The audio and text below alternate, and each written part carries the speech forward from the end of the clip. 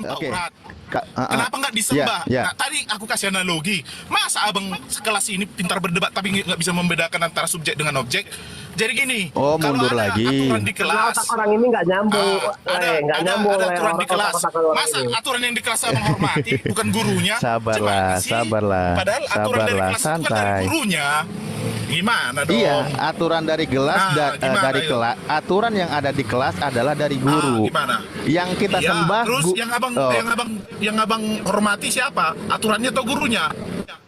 Oke, kita hormati guru. Nah, sekarang kita kembali kepada Oke. firman. Gimana? Tapi aturannya abang lakukan, bukan abang sembah atau abang hormati. Nah, Gitu sekarang loh. begini, Bang. Gimana Sekarang begini. Kok cetek Musa, banget cara berpikirnya? Gimana? iya, cetek. Oke, Gimana, silakan Musa?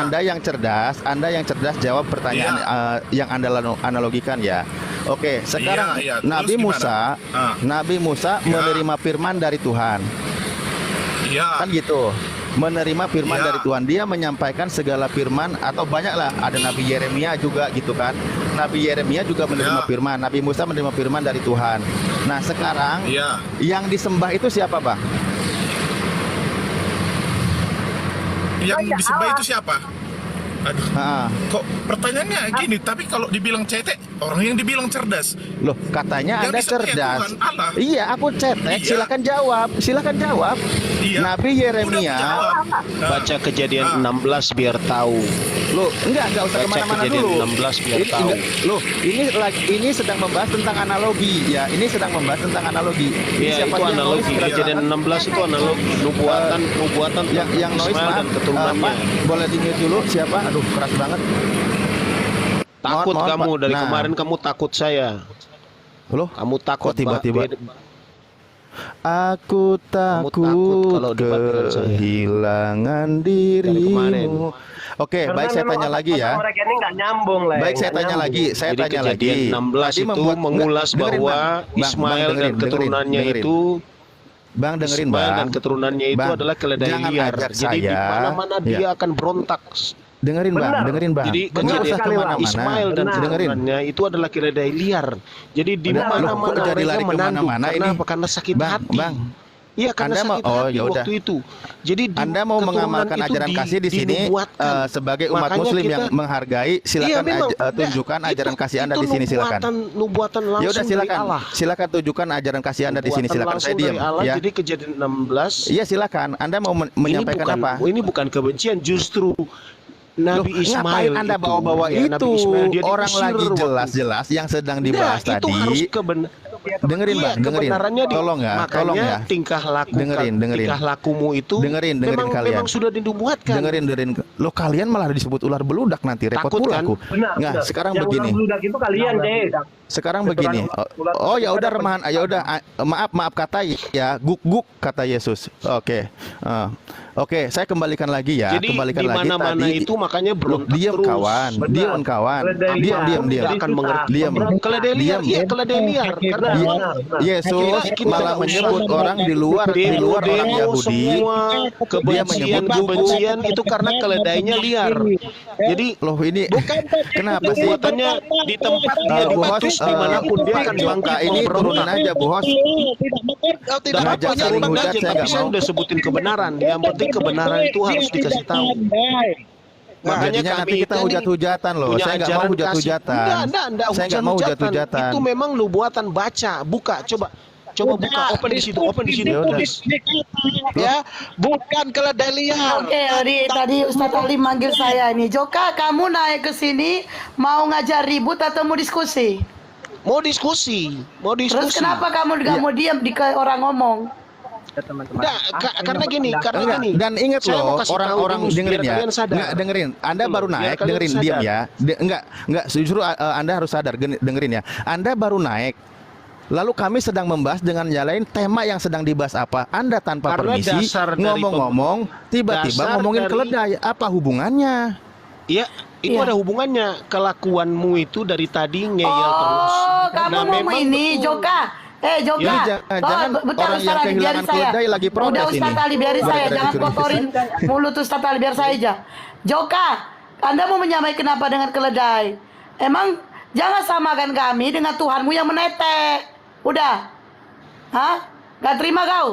Kamu jangan Nggak bawa apa-apa, keledai. dia Jangan berubah samakan menjadi keledai manusia sama karena Tuhanmu yang menetek. menyelamatkan manusia. Udah. Jadi gini Tuhanmu loh. menetek aja dulu kau pikirkan. Nggak apa-apa. Apa pantas Nggak apa-apa. seorang Tapi dia Tuhan adalah tokoh menetek? terbesar.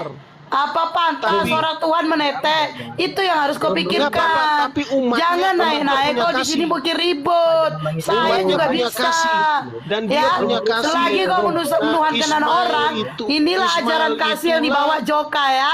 Silakan kau Ismail turun. itulah Kau yang pikirkan sakit aja dulu hati. Tuhan kau yang lagi netek Dia itu ya. Udah, kau pikirkan Tuhan kau yang lagi netek.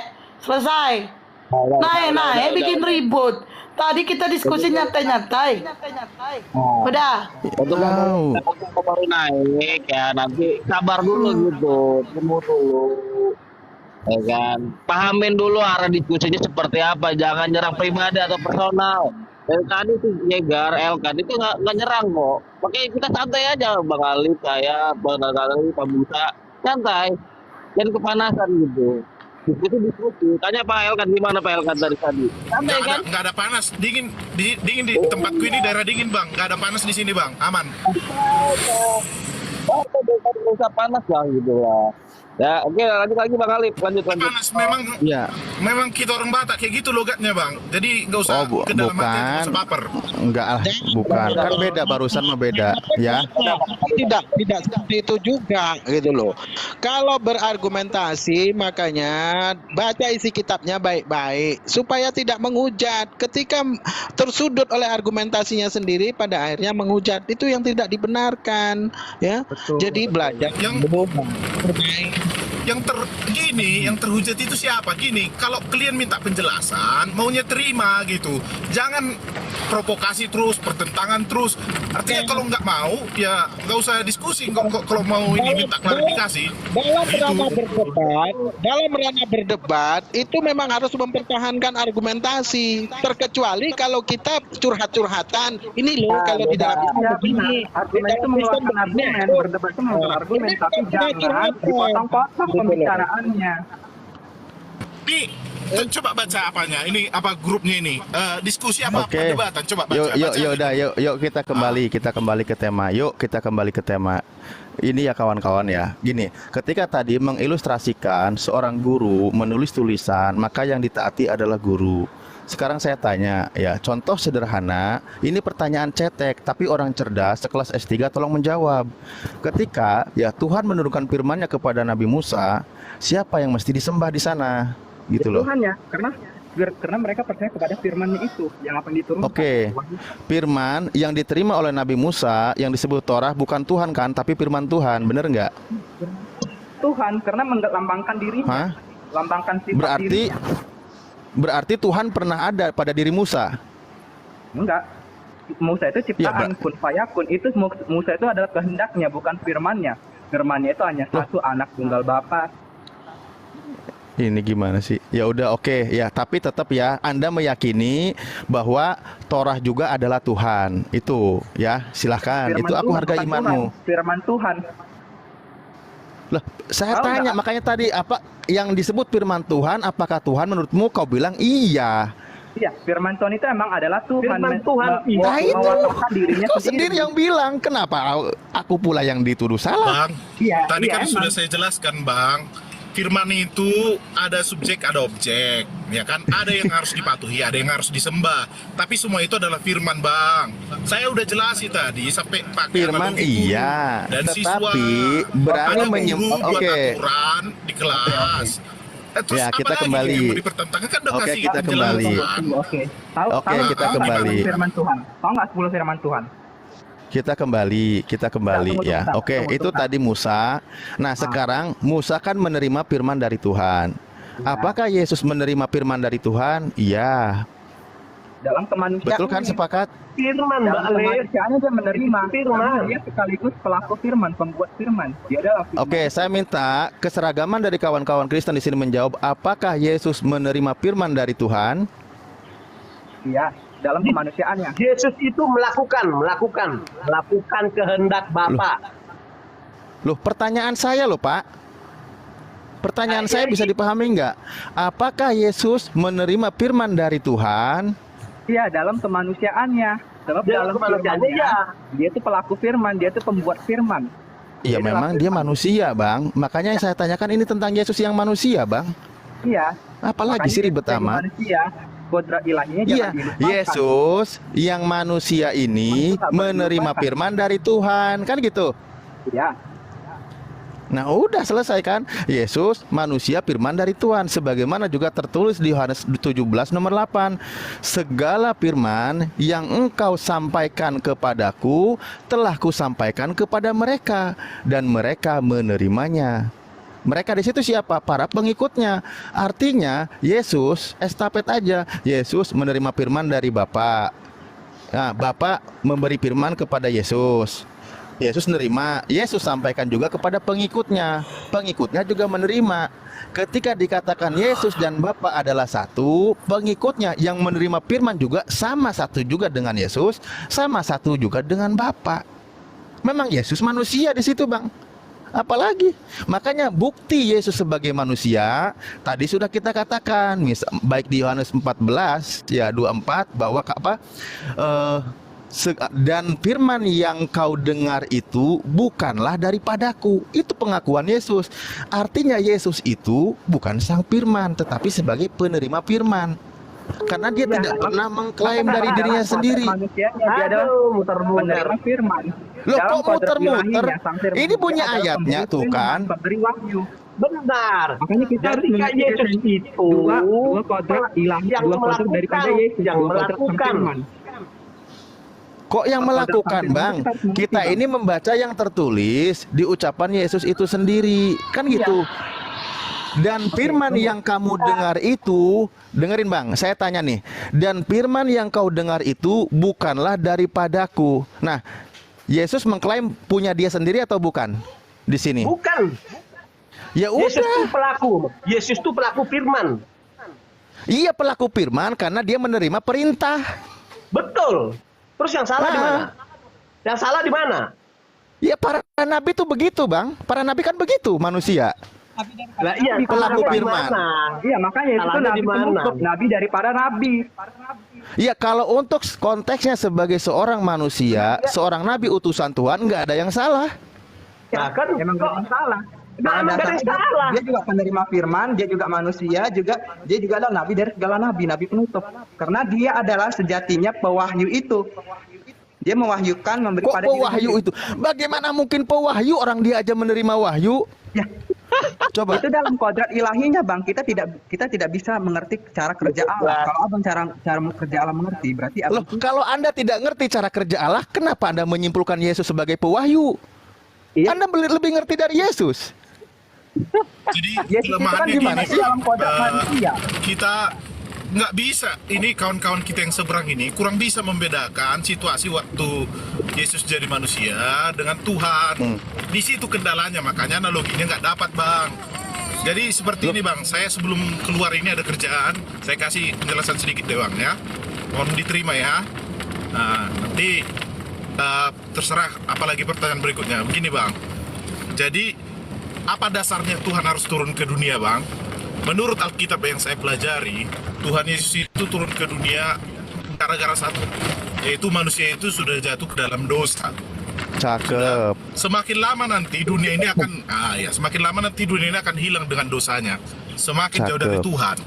Jadi begini, tidak mungkin tiba-tiba Tuhan itu datang dalam bentuk wah gitu. Ini aku Allah Tuhan. Jadi Kami tidak pernah melihatnya, Bang. masuk kita ke kitab Yohanes, karena Makanya begitu besar inkarnasi kasih dari Tuhan Allah itu akan perlu dunia diinkarnasi. ini supaya tidak binasa karena dosanya, ya. Tuhan berfirman, itulah firman itu berasal dari dirinya sendiri. Nah, yang dikirimkan gimana itu sih? abangku, Ini mau kemana arahnya dalam ini? bentuk objek. Ini dalam bentuk objek, bukan subjek. Nah, biasanya kan nabi-nabi sebelumnya yang diturunkan dalam bentuk perkataan, dalam bentuk subjek, tata cara, tata aturan. Nah, sekali ini supaya manusia bisa mengerti ketuhanan itu, eksistensi Tuhan itu ada atau tidak, maka turunlah Tuhan Yesus yang merupakan gambaran dari Allah itu sendiri sebagai wujud manusia, bangku. Jadi ketika di dunia ini, kenapa dia harus mati dan disalibkan, bahkan sampai kalian bilang tadi Nete, maaf cakapnya, karena dia diturunkan di dunia ini sebagai manusia yang difirmankan. Jadi selama dia di dunia itu dia bertindak sebagai manusia. Buktinya dia disalibkan. Kalau dia memang Tuhan, masa sih mau dia disalibkan? Harusnya bisa dong langsung menghilangkan gitu kan. Tapi Tuhan itu Apa tujuannya disalibkan? Amin. Untuk mengampuni dosa kalian yang percaya, kita yang percaya sama dia. Oke, Enggak, Bang, jadi gini, nanti itu nanti pembahasannya beda lagi deh. Masalah penyaliban itu beda lagi topiknya. Saya teruskan nggak apa-apa aja. sih. Oke, Gimana setelah selesai tugasnya Bang, menutup buku bahwa eksistensi Tuhan Yesus itu sudah diakui ketika dia turun ke dunia. Maka untuk menutup buku apa yang dibilang di setiap Injil bahwa Tuhan Yesus itu naik ke surga. Jadi abangku, semua orang yang datang dari surga lah yang mengerti tentang apa surga dan yang akan membawamu dan kawan-kawan yang lain ke surga. Tidak mungkin orang yang belum pernah ke surga, yang belum tahu tentang ketuhanan akan membawamu ke surga. Itu Henok menurut udah saya. ke surga, Jadi, Bang? itu di Alkitab dia bilang dia kembali ke surga. Iya, Henok udah duluan ke surga malah. Dia adalah di atas, Bang. Tapi kalau dipastikan Surga Bang. Enggak mati lagi tanpa harus disalib. Tanpa harus disalib, ya Henok udah ke surga, udah bermain dengan Allah. Udah bergumul apa istilahnya apa ya? Udah bersama-sama dengan Allah. Tempat terakhir, Bang. Surga neraka itu tempat terakhir. Henok bukan di surga.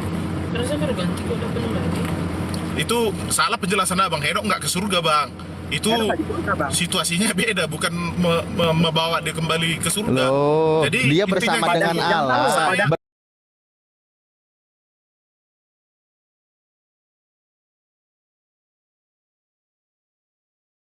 Berkumpul bersama dengan Allah itu di mana?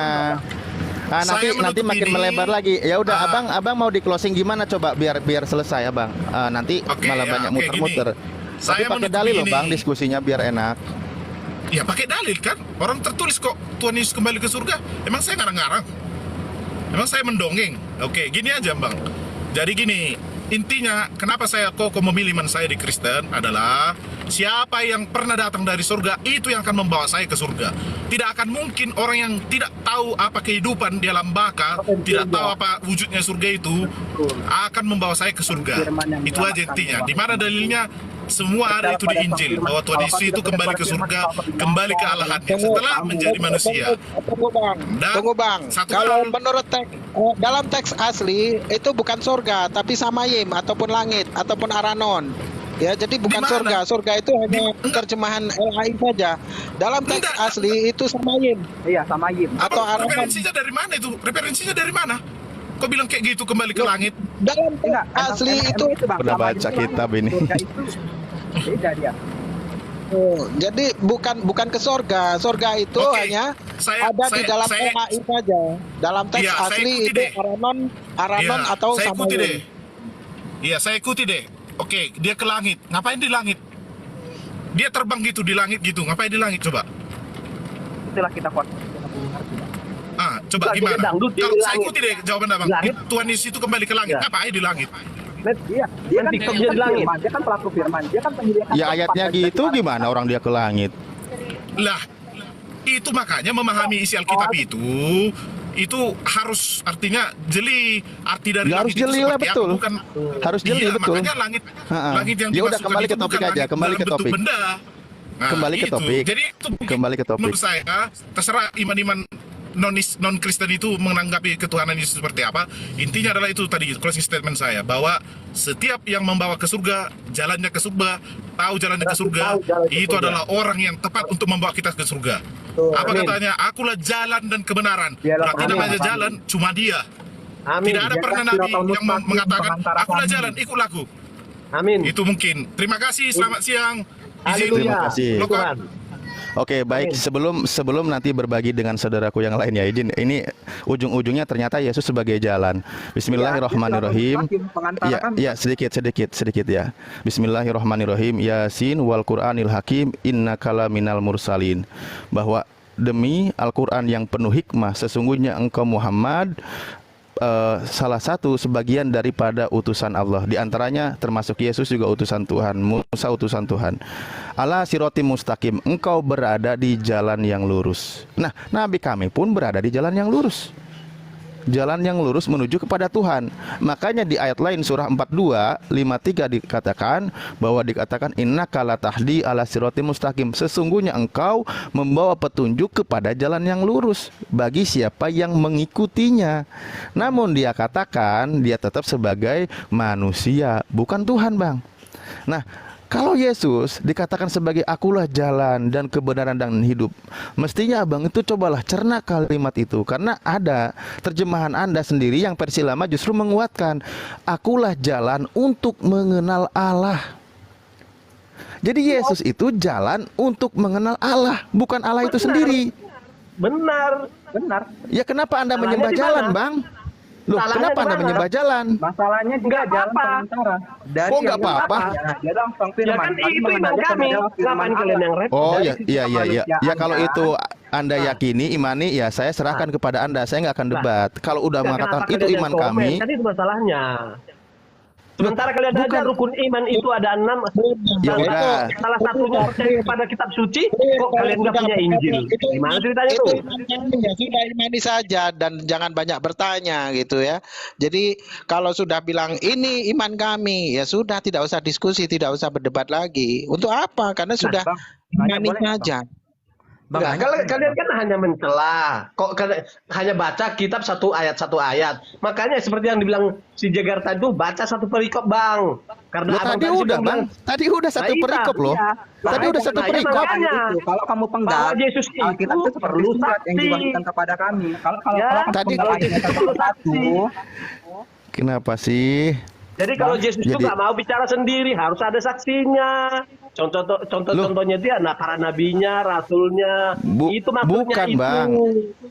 Yang Jika dia- aku yang apa bersaksi tadi tuh? tentang diriku sendiri, maka kesaksianku itu tidak benar. Itu membuktikan dia itu bukan Tuhan. Orang Yahudi, Nah, kalau orang Yesus Bukan, itu Bang. Adalah Mesias. tidak Karena Tuhan, yang maha benar manusia itu terhadap Tuhan. Tapi dia melakukan Tapi yang dia mukjizat lakukan yang kita keilahiannya. Allah sendiri yang telah memateraikan dia. Loh, Dan oleh Roh Kudus. Lo gimana sih? Loh, gimana? Gimana sih abang ini? Ya itu karena dia itu kan manusia utusan Tuhan. Nah, bagaimana penegasan penjelasannya kan gitu? Ya, dan Nah, dijelaskan gitu bahwa Yesus itu, nah contoh ya, bagaimana tentang di mana 36-37, Bapa yang mengutus aku, dialah yang bersaksi tentang aku. Kamu tidak pernah mendengar suaranya, rupanya pun tidak pernah kau lihat. Iya, Ini iya, Yesus kan utusan Bapak di sini. iya. Iya, sementara Namun Yesus Bapak pernah yang dia Tuhan Bapa, itu, apalagi dia yang menyatakannya. dengerin Bang, iya kan? Yesus sebagai manusia, utusan dari Bapak. Iya. Nah, dia itu mengikuti segala apa yang difirmankan oleh Bapak kepada manusia ini, Iya. yang dinamai Yesus. Iya. Dan firman-Nya tidak menetap di dalam dirimu sebab kamu tidak percaya kepada Dia yang diutusnya. Tuh. Jadi di sini konteksnya adalah diutusnya. iya, Yesus itu sedang menegaskan dia itu sebagai manusia utusan Tuhan. Iya, emang betul. Dalam keutusannya, dia tuh utusan terakhir, nabi dari segala nabi. Makanya dia ada objek, ada subjek. Atau di Yahudi, di Israel lah. Dia sering ditolak. Jadi nabi ditolak. Sering ditolak karena dia memberitakan kebenaran, sering ditolak. Itu yang Baca dulu kita Rasul 13 nomor 1. Di situ banyak nabi-nabi. Yesus tidak ada. Bahkan ada nabi dari kulit hitam pun ada menurut kisah para nabi. Semua nabi Itu loh. berasal dari bangsa Israel, tidak ada lagi turunan dari Israel. Lalu Di luar Yahudi nggak ada nabi, Bang. Nggak ada nabi di luar Yahudi, nggak ada. Di luar Bani Israel tuh nggak ada nabi, nggak ada. Nggak ada nabi di luar Israel. Coba kisah para rasul 13 nomor 1. Abraham nabi bukan Abraham. Ya, Abraham nabi. Nah, Nabi dia orang Abraham. mana? Hah? Orang mana dia? Orang mana? Yahudi. Yahudi. Yahudi kenapa? Urkasdim Bang, Irak. Kasdim, Ah, Yahudi. Yahudi lah. Lah, Orang Yahudi orang itu beriman baru Yahudi. Yahudi itu baru ada kapan dari keturunannya, Bang? Dia itu asal dari Ur-Kasdim, Babilonia di Irak, Bang. Apa kau ini? Aduh, baca lagi kitabnya. Silakan Ahi Musa, Afwan. Aduh, lucu ini. Lucu. Ibrahim Yang Abraham jelas. Kasdim, dia berkelana pindah ke tanah Kanaan. Berpindah-pindah Orang itu, yang Bang. Bagaimana dikatakan Yahudi? Bagaimana dikatakan Yahudi sementara Yahudi baru hadir setelah dari keturunannya? Nah, itulah janji Allah kepada Bang. anaknya Ishak, Bang, aku nanya, itu nabi terakhir di Kristen siapa ya? Yesus. Oh, Yesus nabi ternyata. Iya, dia Ngaku nabi terakhir, dia. nabi penutup, nabi dari segala nabi. Kalau nabi mau disembah, bro. Aja. Coba saya kasih tahu ya di kisah para rasul nih siapa saja ini. Mungkin ada orang kulit hitam jadi nabi setelah peninggalan Yesus ini. Kalau nabi disembah, aneh Kristen. Orang yang berada di dalam gereja yang melakukan mukjizat beda dengan nabi perjanjian lama. Nabi Ya, nabi perjanjian lama kok itu dituhankan gitu loh. datangnya sang firman. Aneh. Model baru. Oh ya deh, Bang Jegar. Percaya gak Bang Jegar bahwa penulis Bible atau penulis dari kitab Anda itu diilhami sama Roh Kudus? Percaya. Saya Enggak. yakin. Ini coba sedikit ya, Bang, sedikit. Sedikit aja. Ini coba bener nggak ini? Kisah Para Rasul 13 nomor 1. Pada waktu itu dalam jemaat di Antioquia ada beberapa nabi dan mengajar, yaitu Barnabas, Simeon yang disebut Niger, dan Lukius orang Kirene, dan Menahem yang diasuh bersama dengan raja wilayah Herodes dan Saulus. Kira-kira ini nabi atau bukan? Ini setelah Yesus kan ini? Itu nabi gerejawi, Bang. Makanya kita harus mengerti nabi gerejawi dengan nabi perjanjian lama. Nabi gerejawi. Gimana sih maksudnya? Nabi gerejawi. Tapi nabi apa itu Bang, nabi duga? dengar ya. Ini apa lagi Nabi, nih? dengar ya. Bang. Nabi perjanjian lama itu menandakan mukjizat dan meramalkan akan datangnya Kristus. Maka Kristus itu penutup dari para nabi. Sedangkan nabi-nabi yang ada di Korintus itu yang Nabi dari hari itu Niger itu Korintus nabi kita para gereja. rasul itu Nabi dari itu Nigeria. adalah nabi-nabi Orang gerejawi. Nigeria itu Nabi-nabi kulit hitam. Bahkan nabi-nabi Maka kami itu percaya pun kepada ya Santo ada Santa. dari aduh ini tak tahu kitab. Iya. Ahi Musa akibat suaranya pernah tenggelam, membaca- Ahi. Bang, apakah Oh, Yesus Ya, itu ini Allah, Bang? apa, dengung. Apakah Yesus itu Allah, Bang? Enggak, Coba. jangan Itu bukan, Bang. diloncat-loncatin lah. Jangan diloncat-loncatin. Iya, lah. karena kalau Biar- Yesus biar Allah kita berarti bisa- Allah nabi gitu loh. Berarti Allah nabi juga gitu. Kalau Yesus itu adalah Allah. Gitu. Itulah akibatnya kalau tidak pernah membaca isi kitabnya. Ketika diberikan ayat, dia terkejut lalu ngarang cerita. Memang di dalam kekristenan itu wajib pandai ngarang cerita. Oleh karena apa? Segala kesalahpahaman itu ada di dalam Kristen. Dari para rasul, nggak ngarang loh. Ajaran kami dari para rasul loh, dari para nabi-nabi gereja loh. Ngarang dari mana? Tapi banyak salah pahamnya gitu. Wajib membuang akal sehat. Bang Musa didiskusikan datanya aja Bang Musa, biar datanya aja yang ditunjukin Bang Musa.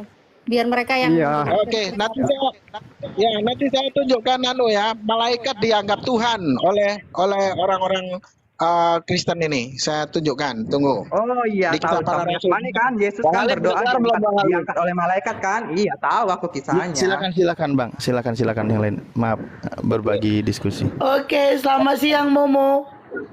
Ngomong. Yuk, selamat siang. Agama apa Momo? Muslim. Agama Kristen yang mau diskusi silakan naik Kristen. Agama Kristen yang mau diskusi silakan naik. Aneh. Oke. Bang Musa, udah selesai belum? Atau mau bertanya dulu? Nanti biar saya belakangan. Bang Musa. Bang, Bang. Ahi Musa ini kalau lagi ini tenggelam dia Tenggelam suaranya, kalau Ahi. lagi Enggak. barengan sama Oten. Bang Alif, selesai kan Bang Alif? Nanti Ya, ada silakan dulu silakan. Itu aku nanya ya gini ya. Dalam surah Amnal ayat 7 An-Nahl. An-Nahl ya? Itu Oh, An-Nahl. itu cerita tentang apa? An-Nahl 7. 9. Iya. Surah Amnal ayat 7. Artinya gimana, Bang? Itu berbicara tentang siapa? Musa sedang bertemu siapa gitu? Atau Musa sedang melakukan kegiatan apa? Enggak, ada An-Naml, ada An-Nahl, yang mana? Yang jelas dulu. Anamal.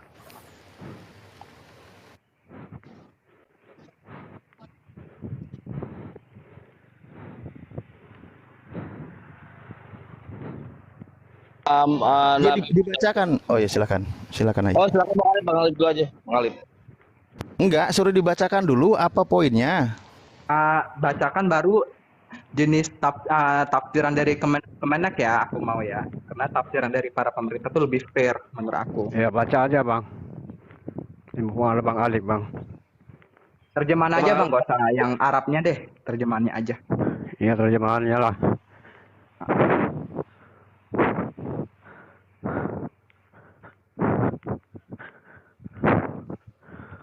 Baca lah bang. Bukain ya. Baca ya, baca bang. Aku kan menanya bang. Ya kan kau baca, nanti kita yang ini. Anak berapa? Biar nggak kelamaan saya baca Bismillahirrahmanirrahim.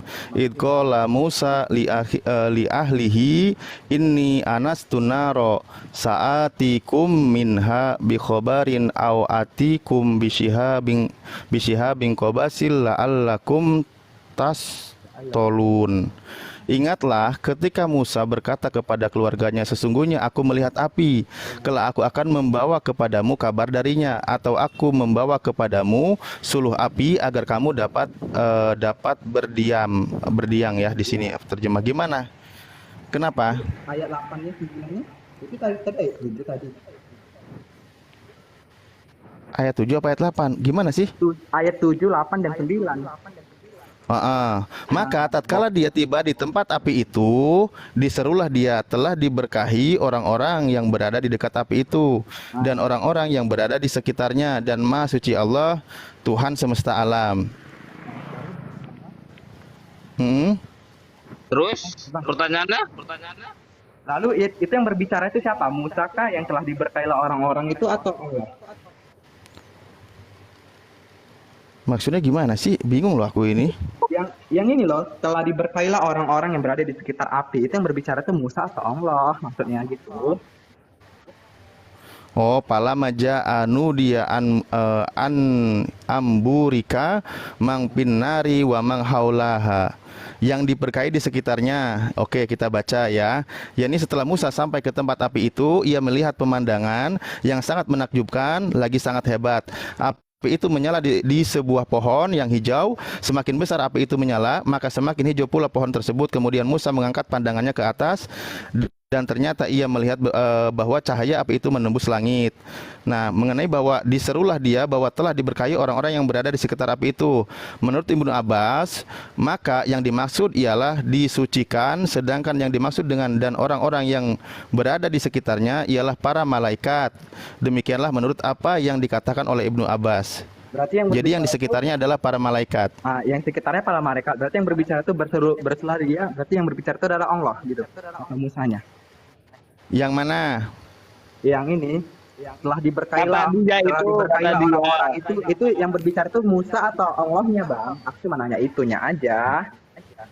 Aduh, kayak nggak paham konteks berarti ya. Gini, Bang, ya. Ini kan mengisahkan tentang Nabi Musa alaihissalam. Bagaimana ketika dia dalam perjalanannya di malam hari, dia melihat sebuah api yang menjadi petunjuk, dia itu akan diarahkan kepada satu tempat yang diberkahi. Itu kan di penjelasannya ada jelasnya kan di surah Al-Qasas sama surah At-Toha. Nah, di situ diberkahi di sekitarnya. Yang membawa petunjuk itu tentu para malaikat. Makanya malaikat yang membimbing dia, yang merujuk kepada tempat yang diberkahi itu juga diberkahi, gitu loh. Tentu Allah yang memberikan keberkahan di situ. Kenapa dia harus pusatnya kepada api? Kan api tadi kan sebagai petunjuk kan, ya kan? Baik, api itu sebagai petunjuk. Kenapa? Di ayat 7 udah dijelaskan, Bang. Yang menuntun itu kan gini, para Bang. Malaikat tadi. Nah, dengar yang tadi dengan tafsir yang Abang kasih itu para malaikat. Lalu ayat 9-nya berfirman Allah masuk bla bla bla bla, aku lupa kayak mana bunyinya. Tapi pokoknya ayat 9 itu Allah berfirman. Berarti yang dalam api itu Allah itu berfirman gitu. dengerin Bang ya, saya jelasin biar kamu paham. Ketika dia melihat petunjuk karena dia berjalan di malam hari, dia melihat pertanda petunjuknya apa? Api, karena api bisa dilihat Bang di malam hari di kegelapan. Zaman dulu belum ada listrik, belum ada PLN, belum ada pencahayaan, makalah api. Itu bagaimana ketika justru tepat ya, arah menjadi petunjuk untuk menggiring ke suatu tempat itu api gitu loh. Nah, bahkan Nabi Musa berkata kepada keluarganya kan gitu, aku akan mendekati api itu, barangkali aku akan mendapat petunjuk, paling tidak kita akan dihangatkan dengan api itu, diambil apinya gitu. Nah, itu sebagai petunjuk menggiring ke suatu tempat karena menjauh dari keluarganya yang sebelumnya dia sedang berjalan bersama keluarga, dia melihat api di sana, dia hampiri sendiri, saudaranya menunggu. Kenapa yang dilihat api? Ya wajar karena tengah malam atau di malam hari. Dan itu sangat logis karena akan menjadi sebuah petunjuk. Kalau di siang hari, api mungkin nggak begitu kelihatan gitu karena di malam hari maka melihat suatu cahaya. Nah, masalah nanti Allah langsung berfirmannya berseru, yaitu langsung kalimat innani anallah, sesungguhnya aku ini adalah Allah di surah At-Taha ayat 14 itu.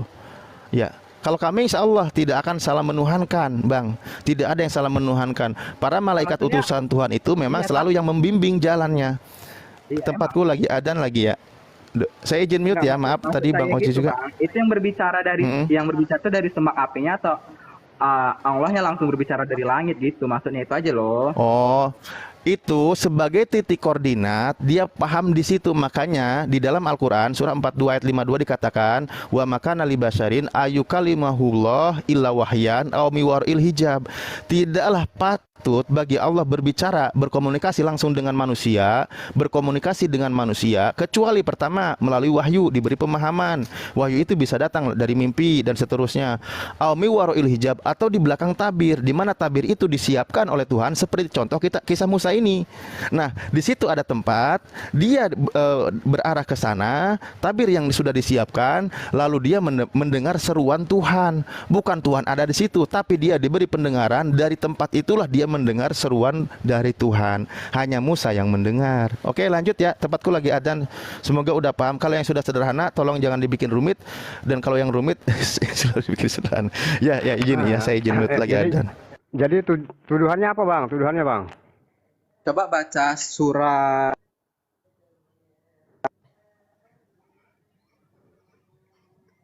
Al-Qasas ayat 30. Udah ya, gantian apa Mbak Munir mau nanya atau siapa? Gua mau nanya nih. Ya itu tadi yang itu tadi yang aku jelasin, penjelasan lengkapnya di Al-Qasas 30 atau di surah Toha ayat dari 12 sampai 14 sampai 15 gitu. Ya, lanjut ya. Berarti yang berturut dari dalam api itu Allah, bukan yang lain kan gitu. Soalnya kan dalam surah Al-Qasas tadi kan udah dijawab untuk menentukan titik koordinat supaya kan nggak bingung Musa dari mana sumber suara ini kan gitu bro. Kalau kita itu kan mengenal yang ada namanya kiblat ya. Kiblat itu tempat titik untuk kita menghadap. Nah demikian pula Allah itu waktu itu kan supaya ada fokus kepada suatu titik gitu. Maka hadapkanlah pandanganmu ke api itu. Nah, tapi bukan artinya Allah itu berupa api, karena Allah itu laisa kamitslihi syai'un. Allah itu tidak serupa dengan apapun.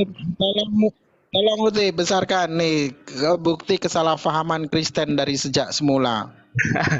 Udah dijelasin terang benderang tadi sama Bang Alip. Jaringannya jadi di kisah para rasul.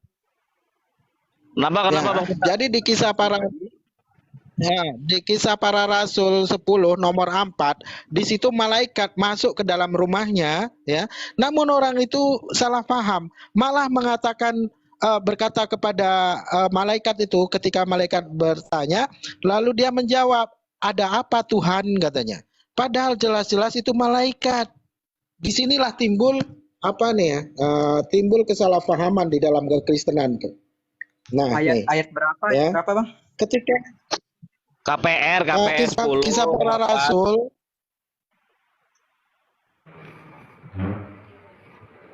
Apa.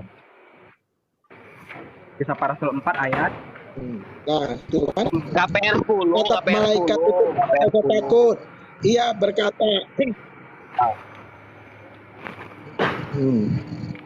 KPR 10 nomor 4. "Ada apa Tuhan?" katanya. Nah, kan Jadi banyak sekali terdapat ayat-ayat yang ambigu dan lucu ya. Kalau begitu diimani sebagai firman Tuhan, maka orang-orang Kristen ini betul-betul menghilangkan nalar sehat. Ketika Paulus yang menjadikan Yesus itu Tuhan ya, otoritas termasuk boleh dikata malah otoritasnya di dalam Bible menjadikan Yesus itu sebagai Tuhan. Ketika ia melakukan perjalanan ke Damsik dengan mata buta tersungkur lalu berkata ya, siapakah engkau Tuhan, itu kan menjadi sebuah kalimat yang lucu begitu. Kalaupun itu dipaksakan sebagai bagian dari kitab suci dan menjadikan pengokohan iman dalam kekristenan, menjadikan Yesus sebagai sesembahan, maka jelas di situ orang-orang yang tidak mau menggunakan akalnya secara sempurna. Jangan yang lain. Oke, aku jawab ya, Bang. Dalam perjanjian lama. Juga percaya gak Bang Jigar bahwa penulis Bible itu diilhami sama Roh Kudus? Betul, iya. Percaya atau tidak? Percaya, iya. Oh ya, Roh Kudus itu kan sebagai Tuhan, betul apa benar? Menurut iman kita. Iya. Oke. Berarti tidak ada kesalahan ya, misalkan diilhami oleh Roh Kudus ya. Ya, mungkin dalam penulisan kodeks atau salinan, kan kitab kami kan udah tua dari 4.000 tahun yang lalu. Itu saya nggak ke situ, Pak. Saya nggak ke situ, Pak. Iya, Berarti makanya ada saya, Bang. Kan kitab berarti kami kan tidak ada sudah tua. kesalahan, Pak ya. Dengar, kan kitab kami ini kan ditulis kan, Bang, bukan hanya wahyu turun dari langit kejebrek, bukan gitu. Ada pewangian dari Allah, makanya orang tuh menulis, para saksi itu, para nabi dan rasul. Iya, berarti penulis Bible itu kan diilhami sama Roh Kudus. Iya. Nah, dengar. Jadi, karena Alkitab kami sudah masanya 4.000 tahun yang lalu, itu naskah aslinya sudah hilang. Jadi diganti namanya salinan-salinan. Ya. Nah, jadi mungkin dalam beberapa tulisan salinan-salinan perjanjian lama itu aku misalnya kayak 4.000 galon, sedangkan dalam kitab ini 6.000 galon contohnya gitu ya kan. Itu aku emang aku salah karena mereka itu menyalin lagi apa yang telah ditulis gitu. Berarti menyalin ulang lagi. Berarti Bible ada kesalahan dong, Bang? Iya, kesalahannya karena penghitungan zaman dahulu dengan zaman yang masa-masa akan datang itu berbeda cara penghitungannya. Apalagi dengan jarak masa waktu yang kalau udah salah kenapa diimani, Bang? Sabar dulu, Bang. Sabar Pak Munir, sabar. Gak usah langsung poin. Aneh. Ya, sorry. Langsung poin. Ya, berarti gini Bang, maksudnya kan di sini nih, apalagi di dalam perjanjian lama itu namanya penulis yang diilhami sama Roh Kudus itu tidak mungkin salah. Ini bukan tentang jumlah atau gimana Bang, tapi orang yang memfirmankan itu. Mbak Natali, izin Mbak Natali, lagi sholat kah? Biasa. Tunggu ya Bang. Mbak Natali. Aku jawab lagi yang tadi tentang ketika Simon ya. Melihat mata Tuhan, dia manggilnya Tuhan gitu. Itu sebenarnya penampakan teofani daripada Sang Firman. Nah nanti ntar sama Bang Musa itu ntar saya diam kok. Saya mau menanyakan dulu ini Bang. Mbak Natali, on kah? Oke, saya buka dulu Bang ya, Bang Jigar ya. Kalau saya kan itu nih, saya buka dulu ya satu tawarik ya.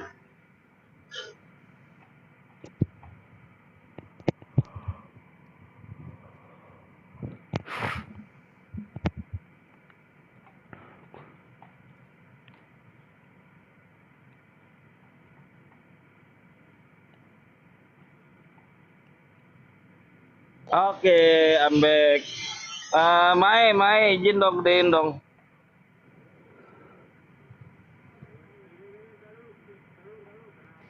Izin gedein. Salah.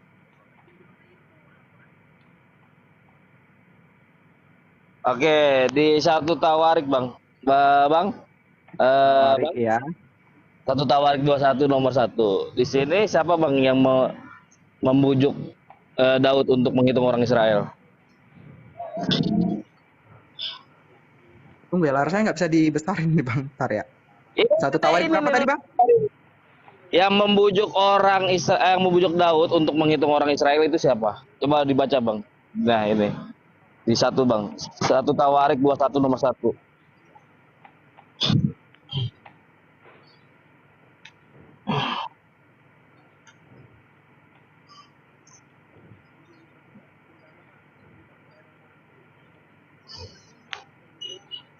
Tuhan gitu ya kan?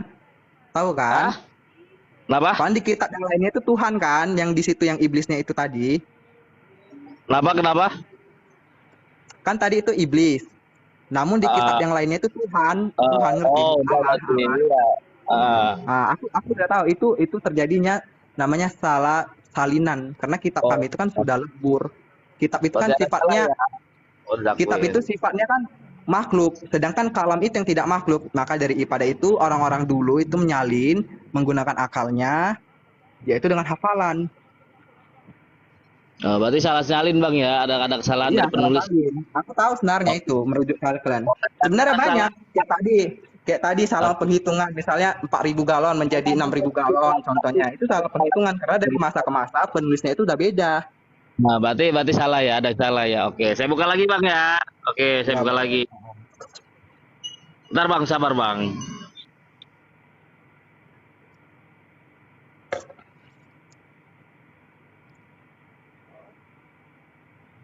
Ini kan diskusi begini kan enak, biar debat juga enak didengar, itu ganti-gantian mengedukasi, ada ilmu. Pengen tahu kan iman Kristen gitu, pengen diskusi, cuman membelajarin aja, cuman diambil poin-poin yang penting, yang negatifnya dibuang gitu kan. Iya, simpel kok bang. Kalau mas saya mah bang, kalau bilang salah ya udah salah, berarti kelar. Gini bang, dengan genaplah di Matius 27 nomor 9 bang. Ayat berapa? Matius 27 nomor 9. Genaplah firman yang disampaikan oleh Nabi Yeremia. Itu ada di Yeremia berapa bang?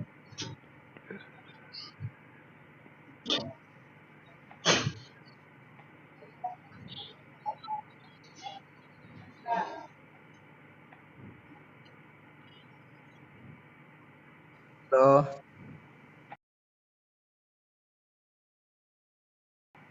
Ya, gimana bang?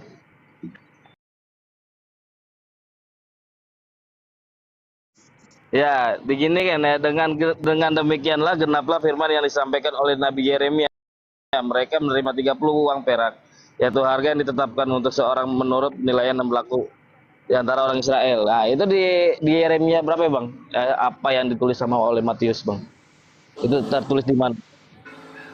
Ini kan firman Yeremia. Bukan Nabi, ini dikhususkan, Bang. Perbuatan yang disampaikan oleh Nabi Yeremia itu ada di Yeremia berapa?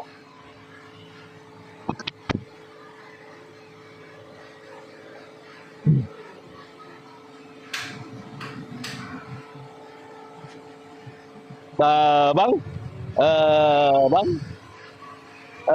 bang, bang,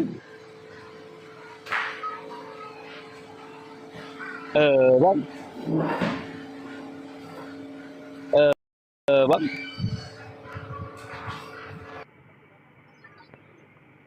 Apa?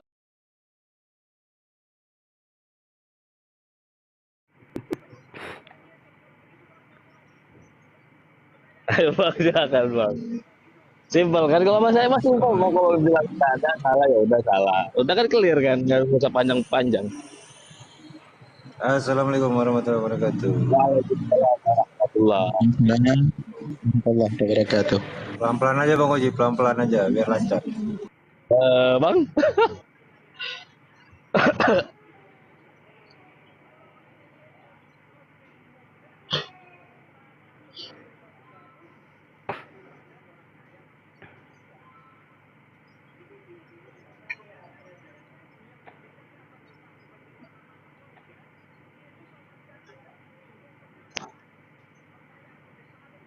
Ayo Bang Jigar. Sabar akhi, biar beliau berikan kesempatan berpikir dulu. Kita bukan cari kalah menang, ya kan?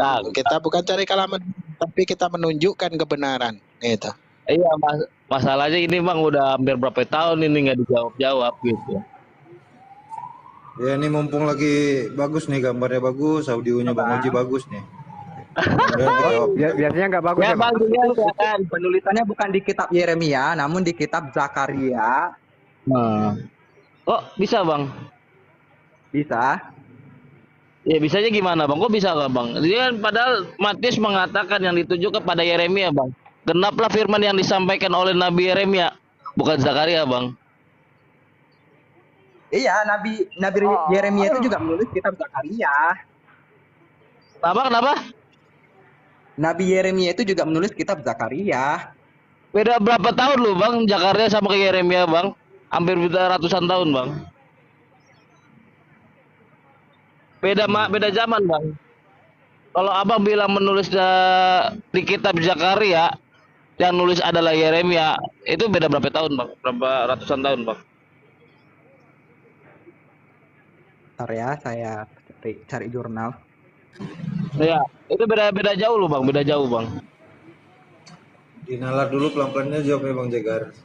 Nggak usah Iya, misalkan yang bawa kitab Zakaria itu yang ditulis oleh Nabi, yang penulisnya Nabi Yeremia itu beda jauh loh tahunnya juga. Bentar ya. Oh ya bang, maaf ya bang. Mungkin kan Matius ini kan ditulis pada abad pertama 2000 tahun yang lalu. Oke. Nah, jadi kan salinan kami ini ditulis ulang oleh para nabi-nabi gereja atau bapak-bapak gereja tadi itu. Oke. Tulisan Matius ini. Makanya mungkin dalam kutipan itu mungkin tulisan orang kan dulu nggak sebagus kita mungkin dulu tulisannya atau segala macam, karena kan dulu kan penemuan alam kita kan belum sebagus sekarang, mungkin terbaca jadi Nabi Yeremia padahal Zakaria gitu mungkin. Berarti di Matius ini yang nulis itu bukan Matius tetapi oleh bapak-bapak gereja, betul apa benar? Iya, makanya kami juga nggak walaupun itu salinan, kalaupun kami mau kena kutuk, walaupun itu emang salah. Walaupun kami mengubahnya nanti kami kena kutuk juga, maka kami nggak berani mengubahnya walaupun itu terjadi kesalahan. Contoh kayak tadi, misalnya 4.000 galon jadi 6.000 galon, itu kan kesalahan dalam perhitungan dari zaman ke zaman. Jadi kami nggak berani mengubahnya. Salah tetap salah bang, walaupun itu nggak mungkin salah itu bisa dikatakan iya, benar. Iya, salah tetap salah. Iya, makanya salah, walaupun salah.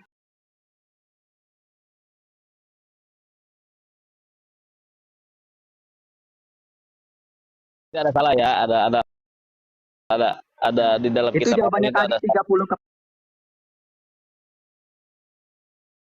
perak pada Zakaria. Berarti bukan Yeremia ya, berarti salah ya, salah penulisan namanya ya. Ya, dalam Zakaria. Berarti ada yang salah. Ayat 13. Ya udah, kan simpel kan kalau abang bilang salah kan kelar saya. Silakan Bang Musa, itu lanjut lagi tadi yang tentang apa malaikat dianggap Tuhan. Silakan. Nah, walaupun salah, kami tidak pernah yang namanya mengubah. Ya Bang, apa-apa. Karena itu pada akhirnya salinan dari mereka para nabi dan rasul, makanya kami nggak berani mengubah setitik pun satu letak pun kami berani mengubah. Iya, abang mau nyembah novel juga saya bodo amat bang, gitu serius. Nggak ada urusan sama saya, cuma menanyakan aja. Kami menyembah Allah yang ahad, Allah yang ehad. Abang mau nyembah novel ke abang mau nyembah pohon, saya nggak ada urusan, saya hanya menanyakan, berarti salah ya, udah kan kelar. Betul, iya kelar. Iya, udah lanjut lagi tadi apa Bang Musa tentang kisah para rasul 10:4 tadi. Silakan Bang Musa. Rasul itu, iya. Oke, saya jawab ya. Saya ada apa? Kalau anu pelajari dulu Bang, nanti PR gitu Bang. Lanjut. Udah, apa menit dibilang salah udahlah. Usah itu dibilang salah. Dalam perjanjian lama, dalam perjanjian lama, yang adanya namanya malaikat Tuhan itu namanya malak Yahweh, penampakan dari yang ilahi. Oke, itu yang nampakkan diri itu adalah sang firman sebelum prainkarnasi Yesus menjadi manusia. Itu nama malak Yahweh. Itulah yang berbicara kepada si Petrus. Udah. Oke, sekarang giliran abang nanya. Gantian. Ayo, ada yang mau nanya lagi? Jadi Yesus benahnya yang menjanggal gitu. Jadi Yesus itu sebelum sebelum eksis menjadi manusia menjadi malaikat Enggak, bukan malaikat. Malak Yahweh. Malak Yahweh itu ya malak itu kan malaikat, ya, bro. Malak Yahweh itu penjelmahan dari Sang Firman, Sang Kalam. Oh, begitu. Jadi Yesus itu sebelum menjadi manusia menjadi malaikat dulu gitu ya. Enggak jadi malaikat. Oh, dia adalah Firman. Firman itu yang mengambil rupa jadi malaikat. Malak Yahweh namanya. Telah mengambil. Coba pelajarin yang namanya teofani. Ya, setelah mengambil Firman itu mengambil malaikat terus mengambil rupa manusia begitu ya, bro. Jadi setelah Kristus naik itu kan pada kisah para rasul itu kan Kristus itu belum naik. Udah. Di situ yang masih menampakkan itu Malak Yahweh. Jadi setelah Kristus naik sampai sekarang tuh Malak Yahweh itu tidak ada nampaknya lagi. Walaupun dalam kitab Wahyu, kitab-kitab seterusnya dari kisah para rasul itu gak ada lagi namanya Malak Yahweh. Pokoknya setelah Kristus naik, Malak Yahweh itu masih nampak. Makanya sifat daripada firman Tuhan, sifat dari kalamnya itu adalah omnipresent, maha hadir, bisa hadir di segala tempat. Tapi bro, di Wahyu itu juga masih ada malaikat, malah cenderung malaikat itu juga disembah. Namun apa jawab malaikat? Berkata, aku sesungguhnya hamba sepertimu, maka jangan menyembah aku. Ketika Yohanes itu hendak malaikat di Wahyu. Iya, aku malaikat. Malaikat biasa belajar yang namanya Malak Yahweh dengan malaikat biasa. Kalau malaikat biasa yang dijumpain oleh Rasul Yohanes di dalam kitab Wahyu itu adalah malaikat biasa, malaikat yang menampakkan malaikat serafim, tatah paling tinggi. Ada malaikat biasa, ada yang luar biasa gitu mungkin ya. Iya, tingkatan malaikat itu ada 3, serafim, kerubim, sama satu lagi saya lupa, malaikat biasa lah pokoknya paling bawah. Itu mungkin lebih alim mungkin yang apa ini ya, untung antum ini saudara saya setengah air, seandainya bukan setengah air jaringannya patah-patah, jaringannya merah. Oh iya kah? Iya bang, patah-patah. Oh iya.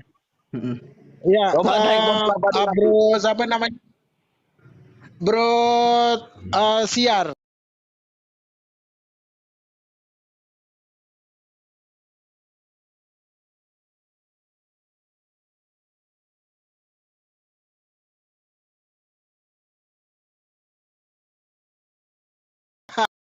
Saya ketepel antum dari sini. Iya. Kalau betul antum ngarangnya tuh luar biasa. Kalau Yesus itu bisa nggak dikatakan malaikat, bro? Bang, itu mereka yang Kristen sekarang, aku jujur ya, itu mereka nggak mengenal namanya ajaran para rasul. Opo. Iya. Itu kamu jawab pun sekarang, karena kalian itu bidah bagi kami. Kau pun nggak tahu mengerti isi Alkitabmu. Berarti denumnya apa bang ini bang? Katolik. Oh, saya debatnya sama Bro Jagger tadi nih ya. Saya kira sama Aki salah sebut saya. Aki Jagger, untung antum ini saudara saya setanah air ya, yang wajib dilindungi. Bang, macet-macet bang. Suaranya Bang Musa putus-putus, Bang Musa suaranya. Putus suaranya. Abang, Bang Jaguar, menurut Anda sesembahan kamu Anda ini berapa? Ada berapa? Ya? Sesembahannya kamu ini ada berapa? Sesembahan hanya Allah yang Esa, Allah yang Ehad. Kenapa Yesus nggak disembah? Kan Tuhan dia. Karena Yesus itu sebelum eksistensinya menjadi manusia, dia itu adalah kalam. Aku maaf ya bang, aku ngambil contoh ya bang. Tapi dalam contoh Islam lah, biar emang lebih menyangkut gitu otaknya gitu. Ngerti ya bang? Nggak apa-apa ya bang? Contoh ya, nggak apa-apa. Jadi ibaratnya gini, kami itu percaya namanya adanya inkarnasi dalam ajaran agama Kristen. Bukan re ya, re sama inkarnasi itu beda. Nah, jadi Yesus ini adalah kalam, firmannya Tuhan yang satu di dalamnya. Karena Allah tanpa firman, Allah itu tidak bisa kun fayakun, tidak bisa menciptakan. Iya, berarti ada sesembahan yang firman jadi manusia, ada yang sesembahan yang berfirman gitu. Bukan gitu, Bang. Percaya kepada firman Tuhan, otomatis juga percaya kepada Bapa, karena kan satu.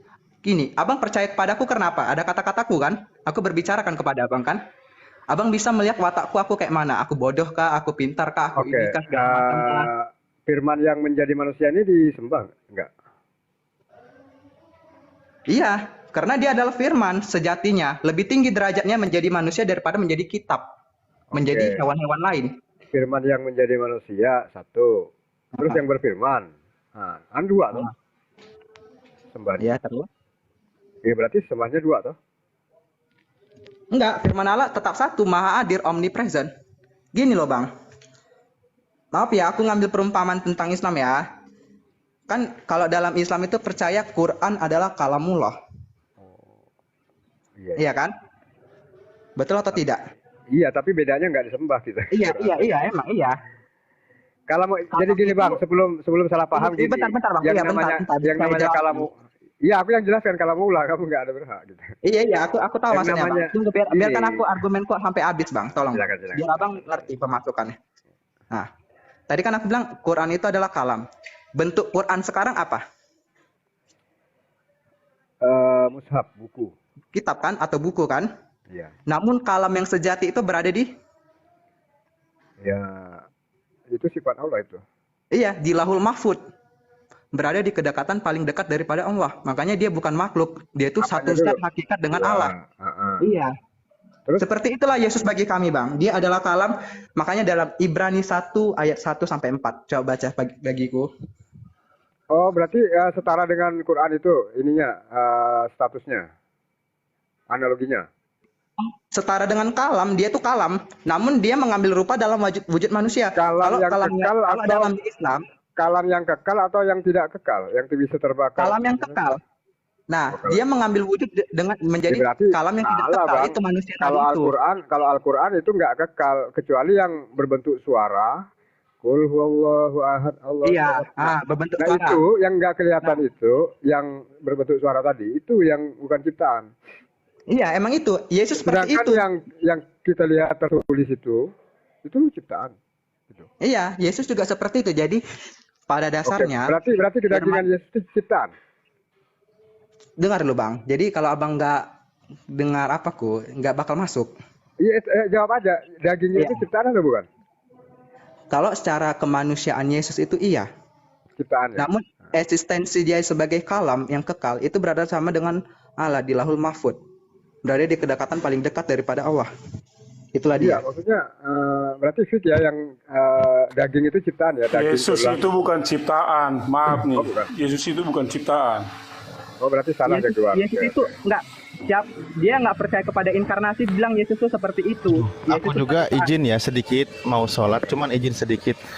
Ini Bang, ketika masalah di Lauhil Mahfud itu pun makhluk ciptaan Allah. Yang dicatat di Lauhil Mahfud pun makhluk konteksnya gitu. Al-Quran terpelihara. Ingat ya, Al-Quran itu ketika yang namanya dicetak itu namanya mushaf Al-Quran. Ketika orang membacakan dia makan Al-Quran. Ketika dia apalagi ditulis, dilafalkan gitu. Gitu Bang. Jadi yang diucapkan ini ialah penyebutan makhluk. Saya bicara Namun sedikit dulu ya. hakikatnya di dalamnya yang bukan ciptaan. Yang di dalam Saya bicara sedikit. Ketika tentang masalah dicetak mushaf lembaran itu ya ciptaan manusia yang mencetak gitu. Makanya disebut melafalkan Al-Quran ketika kami membacanya. Ketika melihat tulisannya itu lembaran Al-Quran gitu kan. Apalagi ya itulah kurang lebih gambarannya gitu. Nah, hakikatnya Al-Quran itu adalah kalam Allah yang memang tidak bisa dipahami. Maksudnya gini, bukan tidak bisa dipahami, naudzubillah. Bukan huruf yang bukan suara gitu. Makanya yang dilafalkan itu adalah suara. Suara yang diciptakan, hakikatnya itu tidak tahu seperti apa gitu loh. Karena contoh ketika Tuhan ya memberikan wahyu, mewahyukan itu bukan hanya kepada tentang Al-Quran. Al-Quran pun berkomunikasi dengan makhluk yang lain. Misal di surah An-Nahl, Allah berkomunikasi dengan lebah, mewahyukan kepada lebah. Loh, enggak langsung berteriak-teriak kepada lebah, enggak. Namun lebah itu mendengar apa yang diwahyukan oleh Tuhan, apa yang didengarkan firman Tuhan itu seperti apa gitu. Nah, seperti itu hakikatnya tentang firman Tuhan gitu loh. Kalau Anda mengatakan di Lauhil Mahfud, ya udah fix. Kalau memang mau menyamakan tentang dengan Al-Quran, konteksnya berarti Yesus itu memang mutlak ciptaan Tuhan gitu. Iya. Coba aku sama ini dulu. Bang Saya TikTok. Iya, kau jawab saya deh. dulu Kau ya. jawab deh. Iya, kau jawab deh. kedagingan Yesus itu ciptaan atau bukan? Ntar dulu, biar saya analogikan dulu, biar kita sama-sama punya terminologi tentang firman dalam konteks kekristenan. Jadi begini, jauh sebelum ada seperti yang dibilang Bro Alif tentang musab, tentang kata-kata dilafalkan,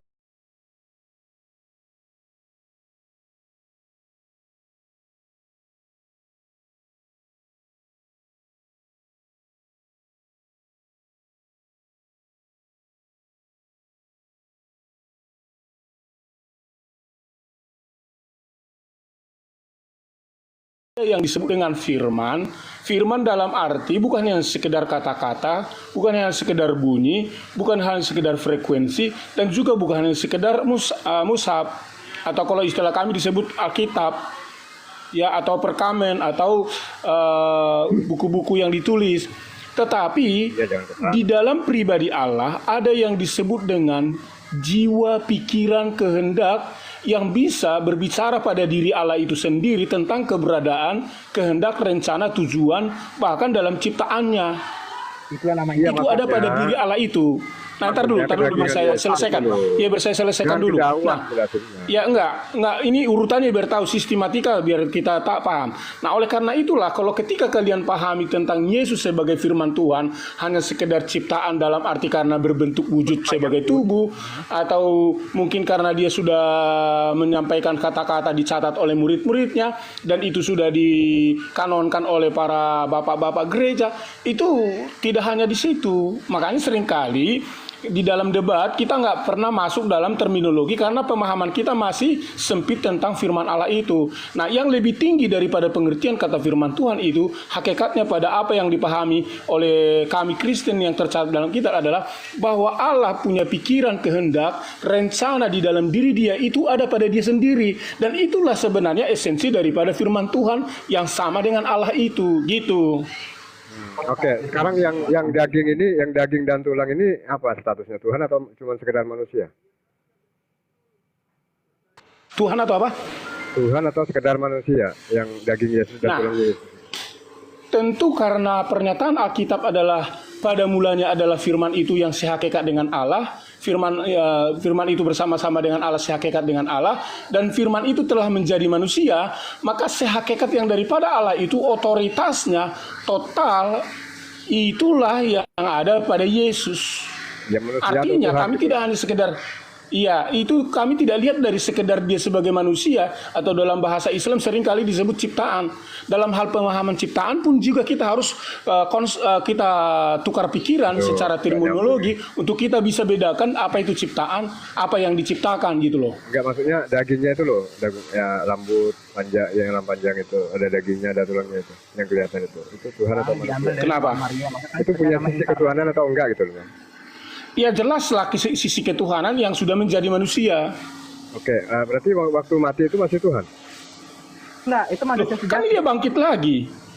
Oh, yang mati, enggak waktu mati doang, jangan bicara bangkit. Iya, yang mati itu manusianya. Oh, manusia. Dengar. Ya, gini, ntar dulu, saya mau sampai. Allah Tritunggal Bapa, Firman, dan Rohnya itu yang membangkitkan kemanusiaan. Oke, sebenarnya begini, ada ruang yang lain yang harus kita pahami secara dimensi keilahian tentang kata mati untuk konteks Yesus ya. Ya, itu harus manusia atau apa yang mati itu 100% manusia. Iya, makanya dengar dulu dengar dulu biar kamu paham. Kalau ya, kita lihat doang, bro. Enggak, harus dijelasin supaya kamu paham, setidaknya kamu tambah ilmu. Begini, kalau kita melihat dari sisi historikalnya atau real time-nya tentang Yesus, konkretnya saat dia disebut mati, iya, di kayu salib kita lihat dia mati. Secara sisi dimensi manusia itu disebut mati. Karena dia tidak bernyawa dalam, ya ntar dulu, tidak bernyawa dalam apa yang dilihat oleh manusia.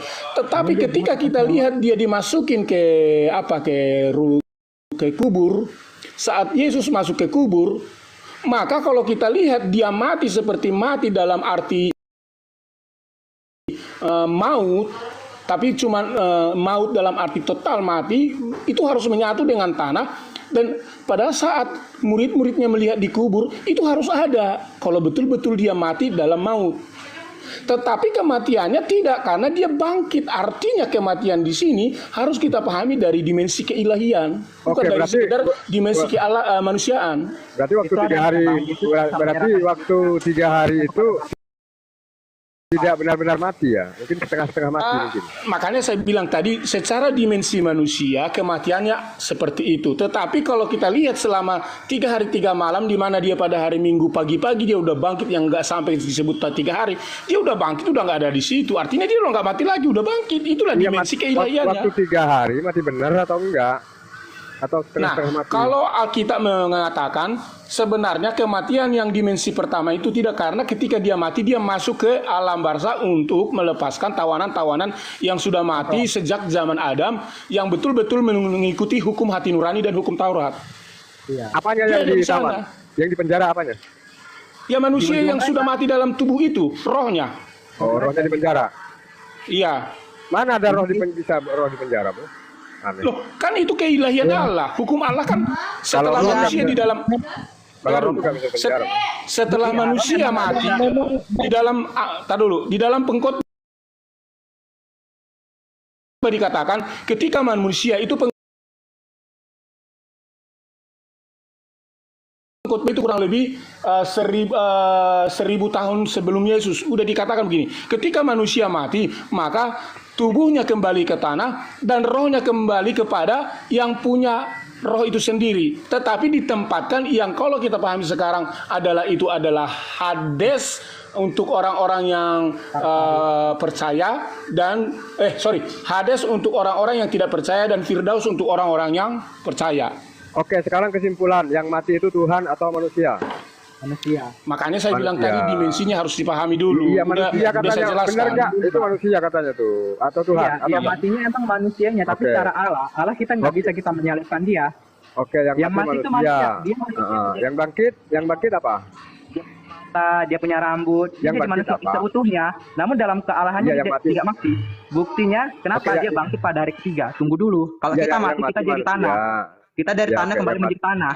Oke. Yang mati Ketika Yesus manusia. mati, dia bangkit pada hari ketiga. Itulah dia hebatnya, betapa hebatnya kuasa Allah telah membangkitkan dia, firman-Nya itu, Iya, iya, kematiannya bro. itu. Jangan banyak. Yang mati manusia toh, yang bangkit apa? Yang emang mati itu manusianya, Bang.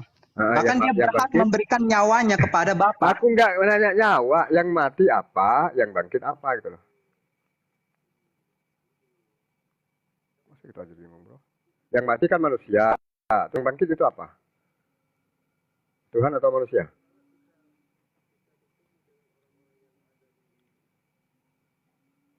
Sebenarnya kalau untuk masalah kebangkitan atas kematian Yesus itu juga menurut Bible itu juga simpang siur ya, karena ketika dikisahkan bahwasanya Yesus itu mati di hari pertama minggu itu ada Markus dan Yohanes itu juga mengisahkan hal yang berbeda.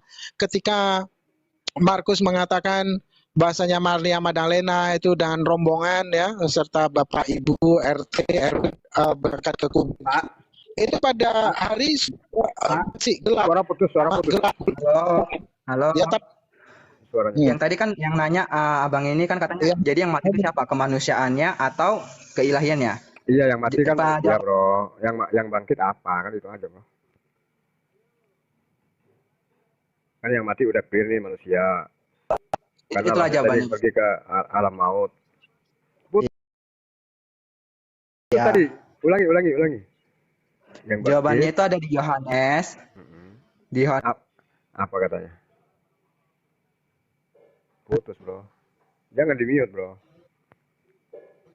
Jawabannya ada di Yohanes 10 ayat 17 sampai 21. Apa katanya? Aku bacakan ya, Bang. Bapa mengasihi aku oleh karena aku memberikan nyawaku untuk menerimanya kembali. Manusia mana yang punya kuasa menerima nyawanya kembali?